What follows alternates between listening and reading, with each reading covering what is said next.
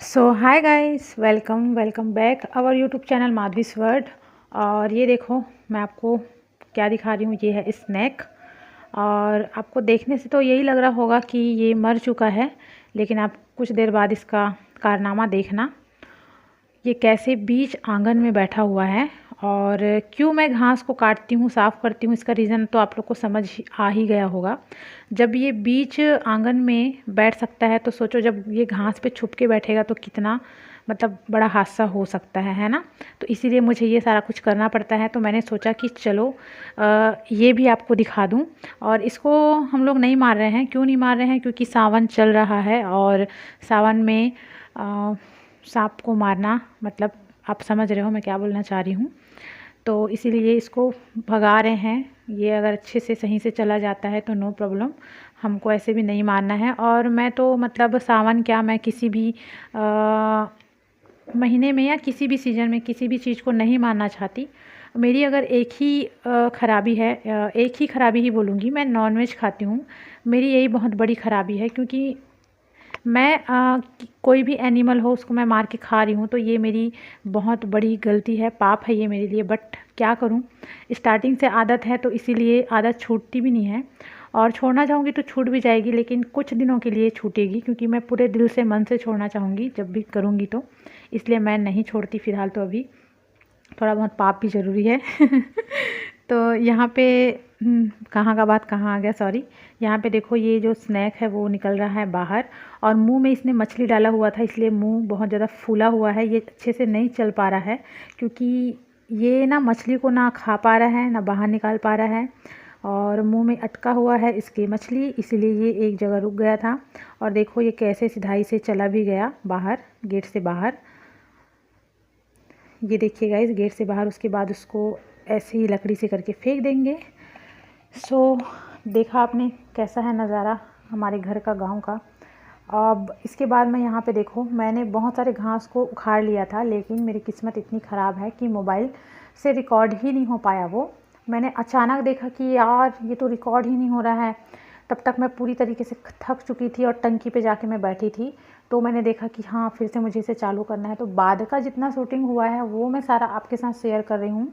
और सच बता रही हूँ, मेरी हालत ना ख़राब हो गई थी इसको करते करते, क्योंकि मैंने कभी इतना हार्ड वर्क नहीं किया है। लेकिन जब समय सिचुएशन आती है खुद के ऊपर तो हार्ड सब कुछ करना पड़ता है, क्योंकि यहाँ पे हम लोग बर्तन साफ़ करते हैं, कपड़े धोने हैं, सारा कुछ यहीं पे करना है।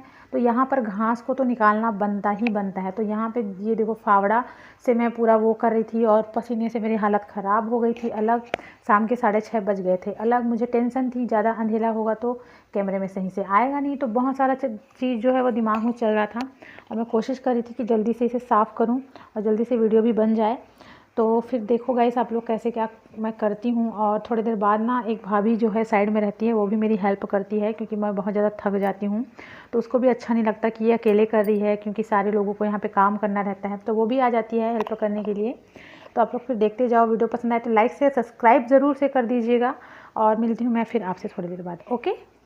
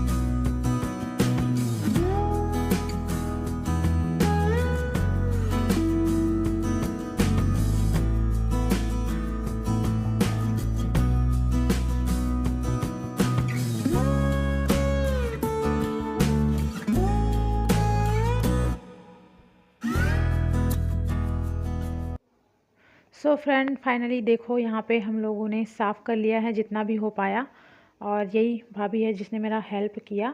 तो चलो फिर मिलती हूँ किसी अच्छे से वीडियो के साथ। तब तक अपना ख्याल रखिए, घर पे रहिए, सेफ रहिए, सुरक्षित रहिए। Love you all, see you soon, bye bye.